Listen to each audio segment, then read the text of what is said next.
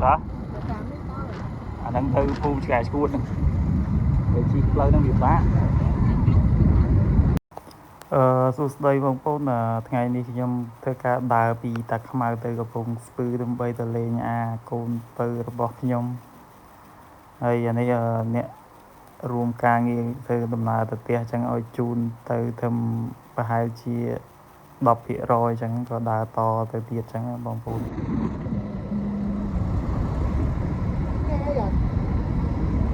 ផ្ទះលើផ្លូវជាតិសាបីទឹកផ្លូវជាតិបីទៅដល់កំពង់ស្ពឺដល់ទទួលទៅ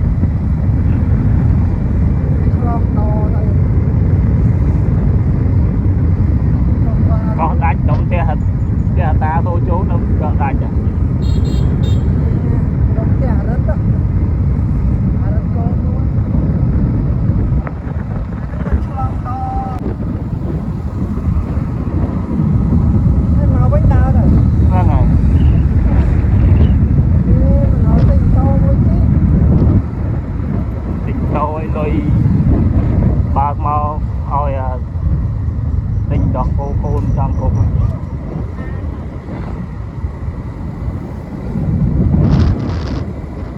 ហូមស្ពានមែនហ្នឹងហើយស្ពានហ្នឹងជា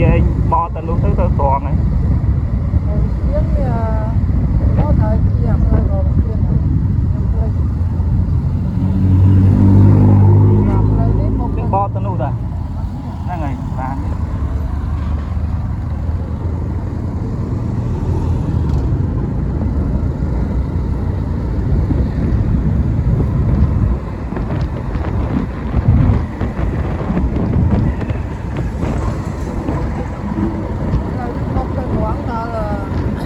ដល់កទួត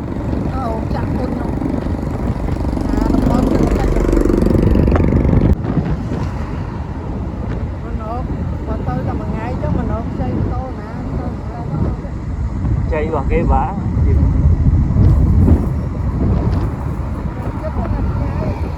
គេអ្នកជូនមកកូន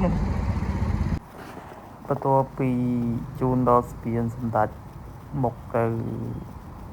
ពលានយន្តហោះថ្មីហ្នឹងខ្ញុំទៅការដើរពីហ្នឹងទៅកំពង់ស្ពឺបងប្អូនអានេះក្រោមស្ពាន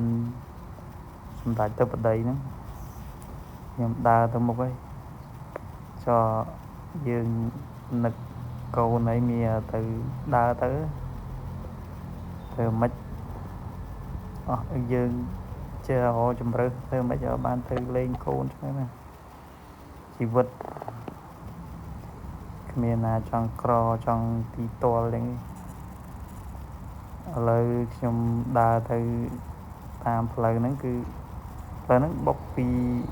គេហៅផ្លូវជាលេខ2ហ្នឹងបុកទៅវងមូគូសៅផ្លូវធ្វើការដើរទៅហើយមេឃក៏ក្តៅដែរហើយក្នុងកតាបមានច្រកទឹកច្រកអីឥឡូវដើរមកសន្ទុះទៅដល់ស្ពានដឹងស្ពានអីស្ពានតាមផ្លូវអានេះទស្សនវិជ្ជាតាមផ្លូវជាលេខ2ពីតាខ្មៅទៅវងមូលគូសៅហើយឡើងពីគូសៅទៅផ្លូវជាលេខ3ពីផ្លូវជាលេខ3ទៅកំពង់ស្ពឺអីចឹងណាមកចាហៀងខាងឆ្វេងគេហៅខេត្តកណ្ដាលមកចាហៀងខាងស្ដាំគេហៅកំពង់ស្ពឺអានេះដើរមកស្ទុះធំបងប្អូនជាដើរដែរព្រោះអីវាអត់ជំរឿនហើយក៏មិនហ៊ានទៅសុំគេជីដែរគេមិនស្គាល់គេមិនឲ្យជីដែរអញ្ចឹងនេះដើរតាមផ្លូវបងប្អូនហើយមេឃក្តៅមកទៅហឹងដែរហ្នឹង តែធ្វើមិនឥឡូវបងប្អូនទស្សនាតាមផ្លូវបន្តទៀត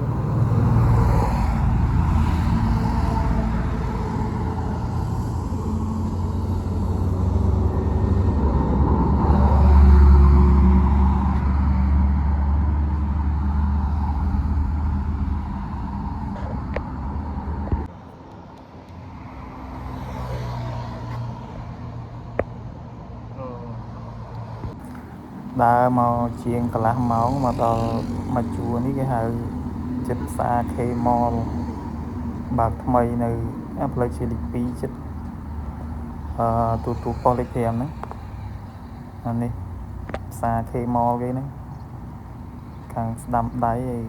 ឯមកជួរខាងឆ្វេងនេះបរិយគេដើរទៅចេះដើរទៅបងប្អូនធ្វើមកទេយើងវាតែប៉ុណ្ណឹងឯង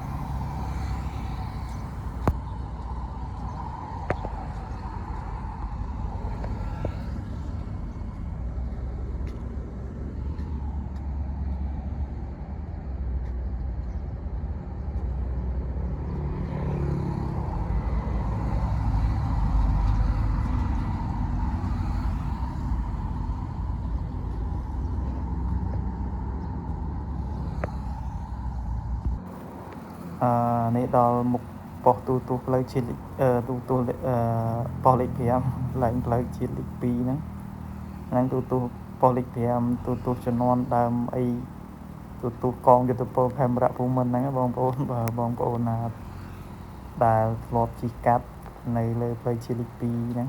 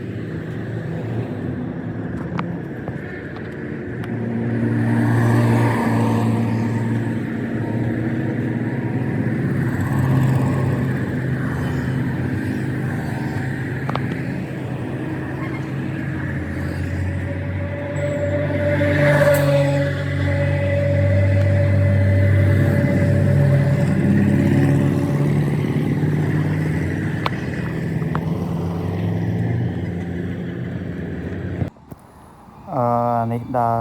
មកសន្ទុះធំទៅគឺឃើញវងមូលគូសៅនឹងលំហ្នឹងបងប្អូន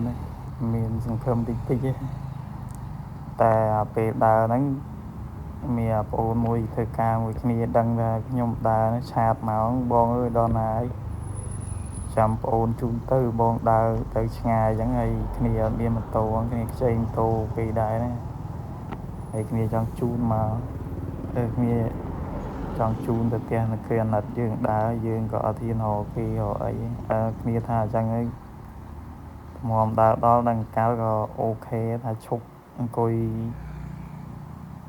ឈប់កន្លែងណាមួយចាំប្អូននឹងជូនមកហ្នឹងអាហ្នឹងចិត្តដល់កំពង់មូលបងប្អូនហើយក៏ដើរទៅមុខបន្តទៅដើរទៅក៏ហ្នឹងលំអីអានេះដើរមកសន្ទុះទៅដល់កំពង់មូលហ្នឹងហូបកំពង់មូលបងប្អូនក៏ឈប់កន្លែងគេហ្នឹងចាំប្អូនហ្នឹងទៅឈ្មោះអាយ៉ាចាំវានៅតូបទឹកអំពៅគេហ្នឹងហើយអង្គុយកន្លែងគេក៏ហៅទឹកអំពៅគេមកកែវអង្គុយចាំព្រោះអីបើយើងជីផាសអាប់ជីអីអស់ច្រើនណាពីហ្នឹងទៅហ្នឹងចូល30000អត់ព្រម30000ហើយយើងទៅមានលទ្ធភាពណាយើងមិន បេះបង់ទៅប៉ុណ្ណឹងអានេះអង្គុយចាំប្អូនហ្នឹង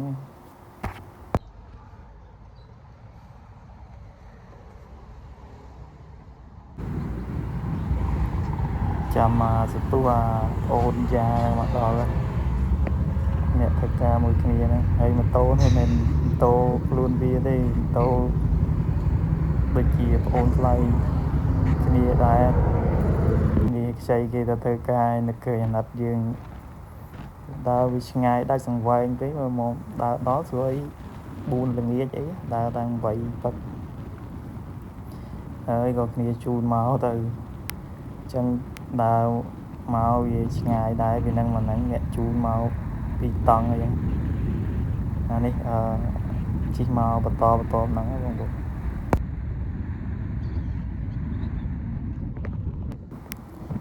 នេះស្ពានកវត្តក្រុងឡើងផ្លូវជាតិលេខ3ហ្នឹងយើងជិះផ្លូវមហាវិថីស៊ីជីងពីងហ្នឹងបតមកជុំចុះតាមផ្លូវជាតិលេខ3ហ្នឹងជិះទៅត្រង់វាទៅ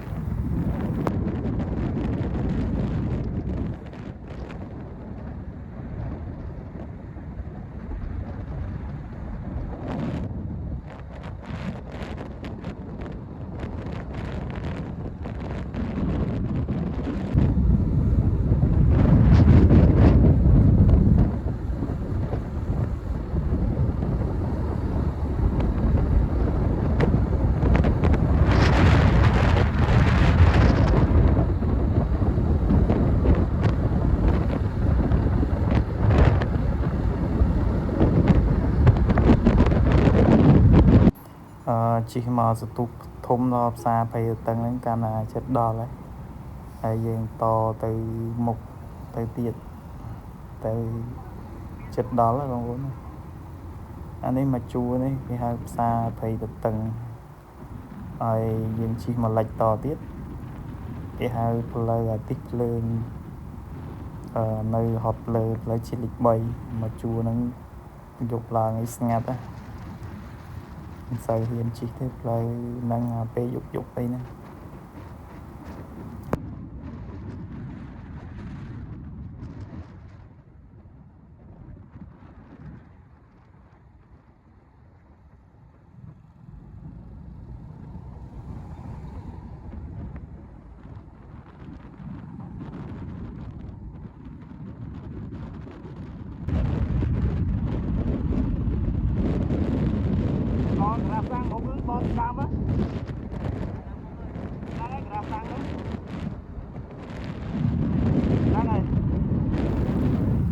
ឥឡូវដល់ចិត្តដល់ផ្លូវចូលហ្នឹងដល់ផ្លូវកាច់ចូលទៅ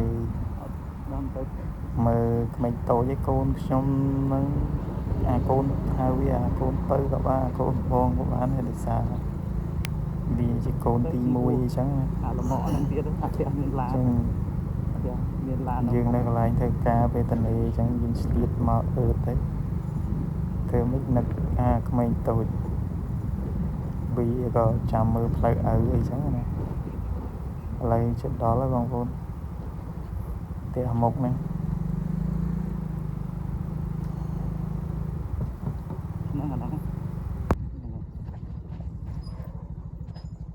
ទៅចូល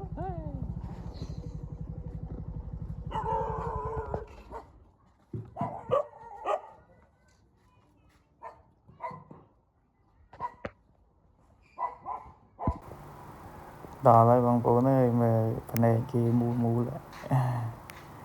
គេចាំមើលផ្លូវឪគេមកដល់គេសើចមកដល់ពងយំតែបានមកស្ទុះគេសើចចប់ហើយបងប្អូនជួយ Subscribe មួយផង